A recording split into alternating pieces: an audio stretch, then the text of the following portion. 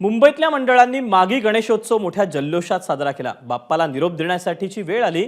मंडळाचे कार्यकर्ते बाप्पाची मूर्ती घेऊन विसर्जन स्थळी दाखलही झाले। मात्र विसर्जन न करताच मंडळाच्या कार्यकर्त्यांना बाप्पाची मूर्ती घेऊन पुन्हा मंडळात परतावं लागलं। गणरायाचं विसर्जन कुणामुळे रखडलं याचा आढावा घेणारा एबीपी माझाचा हा स्पेशल रिपोर्ट पाहूया।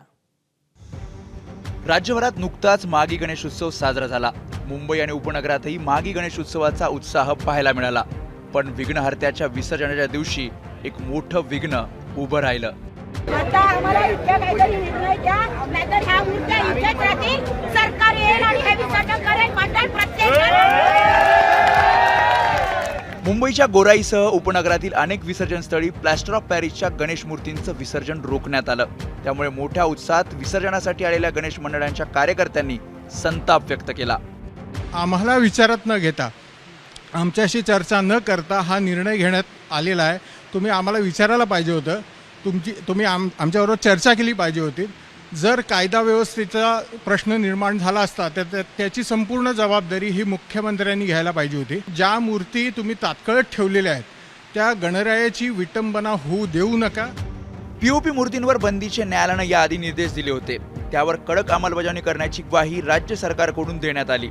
त्यात 29 जानेवारीला उच्च न्यायालयाने पीओपी संदर्भात पुन्हा निर्देश दिले। त्यामुळे मुंबई महापालिकेने विसर्जनावर कडक निर्बंध लागू केले आणि त्यामुळे 25 पेक्षा जास्त मंडळांच्या गणेश मूर्तींचं विसर्जन हे रखडलंय।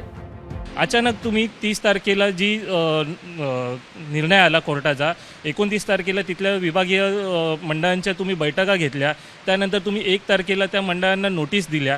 त्या नोटीस दिल्यानंतर तुम्हाला हे समजायला हवं होतं की बाबा आपल्या विभागामध्ये किती गणेशोत्सव मंडळं आहेत, त्यांना जर तुम्ही नैसर्गिक स्रोतामध्ये त्याचबरोबर जे खाडी आहे तिथे जर विसर्जन करून देत नाही आहात तर तुम्हाला कृत्रिम तलाव उपलब्ध करणं गरजेचं होतं। यावर पर्यावरण मंत्री पंकजा मुंडेंनी काय प्रतिक्रिया दिली पाहूयात। ह्याच्यामध्ये आम्ही शासनाच्या स्तरावर बैठक नक्कीच घेतलेली आहे आणि त्या बैठकीबद्दल आम्ही विधी व न्याय विभागाला मार्गदर्शन मागितलेलं आहे। कोर्टाचा एक निर्णय आहे आणि कोर्टाच्या निर्णयाच्या बद्दल आम्हाला अजून स्पष्टता हवी आहे। त्याबद्दल विधी व न्याय विभाग आम्हाला स्पष्टता करणार आहे। पीओपी संदर्भातल्या निर्देशांची अंमलबजावणी करण्याआधी मूर्तिकार संघटना आणि मंडळांशी चर्चा करावी अशी मागणी मूर्तिकारांकडून आणि गणेश मंडळांकडून करण्यात आली आहे। त्याचबरोबर पीओपी मूर्तिकारांचा विचार करून या संदर्भातले निर्णय घ्यावेत असंही त्यांचं म्हणणं आहे। मी एक समिती नेमा, त्याचा अभ्यास करा आणि त्याच्यानंतर आम्हाला पहिलं पर्याय द्या। तुम्ही म्हणता ना की हे पर्यावरणपूरक नाही आहे प्लास्टर, तर त्याचा पर्याय काय आहे? कारण आज जर इतक्या वर्षाची परंपरा 130 वर्ष आपल्या बाप्पाला झालेले आहेत, इतके वर्ष इतके फॅमिलीज आहेत, लाखो कुटुंब महाराष्ट्रभर या मूर्तिकलेमध्ये आहेत, तर त्यांच्या पोटावरती रोजगार आहे त्यांचा, म्हणजे आज घर चालतं प्रत्येकाचं त्या व्यवसायावरती, तर आज सगळ्यांच्या पोटावर गदा येईल।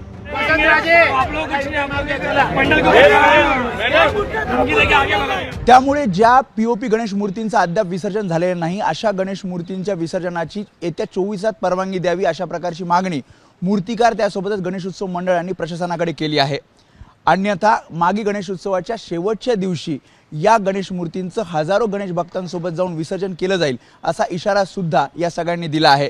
त्यामुळे भविष्यात अशा प्रकारे पीओपी गणेश मूर्ती संबंधी निर्बंध लादत असताना जे मूर्तिकार गणेश मूर्ती पीओपीची घडवतात त्यांचा सुद्धा विचार केला जावा, कारण हजारो मूर्तिकारांचं पोट याच व्यवसायावर अवलंबून आहे। त्यामुळे राज्य सरकार नक्कीच हे निर्बंध लादत असताना या सगळ्यांचा विचार करेल हीच अपेक्षा आहे।